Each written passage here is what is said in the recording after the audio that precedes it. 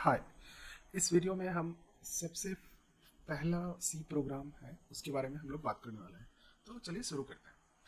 और सबसे पहले मैं अभी टर्मिनल पे हूँ और इस टर्मिनल पे मैं कुछ कुछ कमांड्स यूज़ करूँगा। तो परेशानी की कोई बात नहीं है, वो सारा कमांड्स मैं आपको एक्सप्लेन करूँगा कैसे वो कमांड रन होता है, कैसे काम करता है, एक्सेट्रा। ठीक है। अगर आपके पास इस तरह का कुछ ब्यूटीफुल प्रॉम्प्ट्स नहीं आ रहा है तो भी इसमें प्रॉब्लम की कोई बात नहीं। तो चलिए शुरू करते हैं। सबसे पहले मैं एक डायरेक्टरी बना लेता हूँ जिसमें मैं सारा प्रोग्राम लिखूँगा और मैं उस डायरेक्टरी में मैं मूव कर गया। अब उसके अंदर एक और डायरेक्टरी बना लेता हूँ सी के बारे में, और फिर से सी में मैं मूव कर रहा हूँ। आप यहाँ पे देख सकते हो कि मैं जैसे जैसे मूव कर रहा हूँ यहाँ पे पाथ दिखा रहा है। ठीक है। नाउ सबसे पहला प्रोग्राम का नाम हम लोग देते हैं hello डॉट सी। इसमें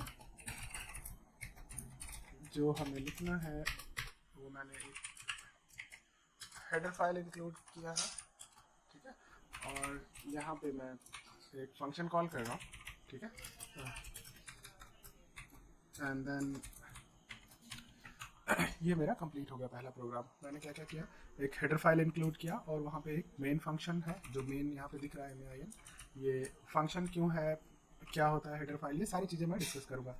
बट अभी के लिए आप ये प्रोग्राम टाइप करके आप इसको रन कर सकते हैं अगर आपके पास लिनक्स टाइप का कोई सिस्टम है। तो रन करने के लिए जो कमांड है वो GCC यूज़ कर रहे हैं। तो अब आप यहाँ पे देख सकते हैं कि एक वार्निंग यहाँ पे जनरेट हुआ है। वार्निंग को हम इग्नोर करते हैं फॉर नाउ। मैं यहाँ पे आपको एक्सप्लेन करूँगा कि वार्निंग क्यों आ रहा है। ठीक है। और इसका मतलब क्या है WMP सेट INT का। ठीक है। जब जैसे ही हमने प्रोग्राम को कंपाइल किया GCC से, GNU का C कंपाइलर है इसीलिए इसको GCC बोलते हैं। और जैसे ही हमने प्रोग्राम कंपाइल किया ये फाइल मेरी बन गई। अब इसको रन करने के लिए क्या करते हैं, ./a.out। ठीक है। अब देखिए यहाँ पे जो हमने हेलो वर्ल्ड लिखा था वो प्रिंट हो गया। ठीक है। अब चलिए शुरू करते हैं। इसमें क्या क्या है, तो जो सबसे पहला लाइन है मीन्स किसी भी सी प्रोग्राम में सबसे पहले आपको क्या करना है, हेडर फाइल्स इंक्लूड कर देना है। ठीक है। हेडर फाइल्स जो है इसमें क्या होता है, ये स्टैंडर्ड लाइब्रेरी है। ठीक है। यहाँ पे जो हमने नाम दिया है किसी लाइब्रेरी का नाम है, वो हम बोल रहे हैं कंपाइलर को कि यूज़ कर लो। ठीक है। नेक्स्ट लाइन मैंने खाली छोड़ा है, ज़रूरी नहीं है, इट्स नॉट कंपलसरी। उसके बाद मैंने यहाँ पे लिखा है मेन। मेन ये कंपलसरी फंक्शन है अगर आप किसी सी प्रोग्राम को रन करके कुछ आउटपुट देखना चाहते हैं तो। ठीक है।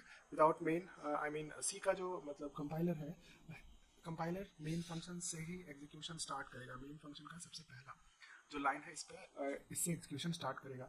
अब देखिए सबसे पहले लाइन पे हमने क्या लिखा है, प्रिंटफ।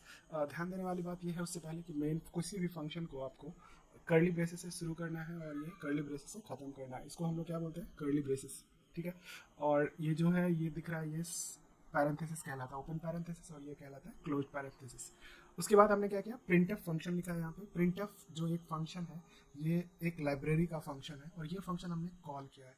प्रिंटफ फंक्शन को हमने क्या किया, कॉल किया है।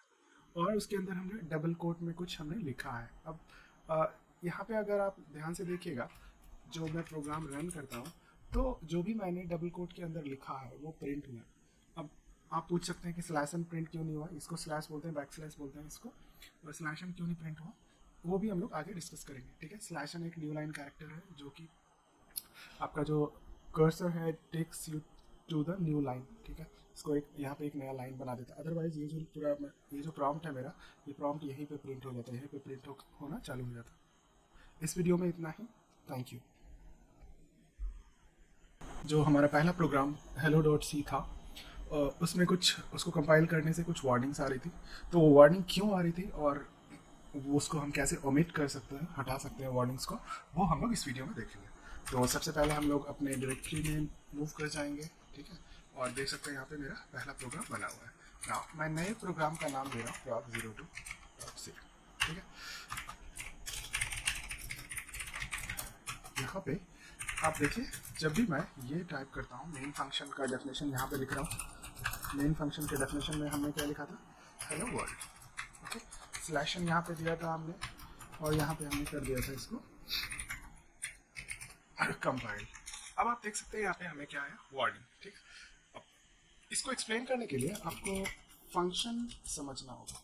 ठीक है। अब देखिए फंक्शन क्या होता है। फंक्शन सी में, सी जो है एक लो लेवल लैंग्वेज है और इसमें आपको कोई भी जो मीन्स आप मॉड्यूल कह सकते हैं, या फिर कोई भी टास्क आपको परफॉर्म करना है तो उसके लिए आप एक फंक्शन बना सकते हैं, ठीक है। अब देखिए फंक्शन जब बनाते हैं तो फंक्शन के साथ कुछ कुछ चीज़ें होती हैं। सबसे पहले होता है वो होता है यहाँ पे रिटर्न टाइप, ठीक है। तो मैं यहाँ थोड़ा सा टाइप करता हूँ, जैसे यहाँ पे होगा रिटर्न टाइप, ठीक है। अभी तक हमने टाइप पढ़ा नहीं है कि टाइप क्या क्या कौन कौन से टाइप्स होते हैं, ठीक है। हाँ, तो उसमें हम लोग देखेंगे कि क्या वो है। अभी के लिए आप मान लीजिए कि for now return type I am typing it as INT। क्या होता है INT, क्यों होता है, इससे क्या बेनिफिट मिलेगा, वो हम अगले नेक्स्ट सब्सिक्वेंट वीडियोस में हम देखेंगे। But for now what I am doing is I am providing the return type. जब भी फंक्शन का हम लोग डेफिनेशन लिखेंगे तो ये मेन फंक्शन हुआ, तो फंक्शन का नाम, उस फंक्शन के नाम के पहले उस फंक्शन का रिटर्न टाइप, मतलब ये फंक्शन जब चलेगा तो क्या रिटर्न करके देगा, ठीक है।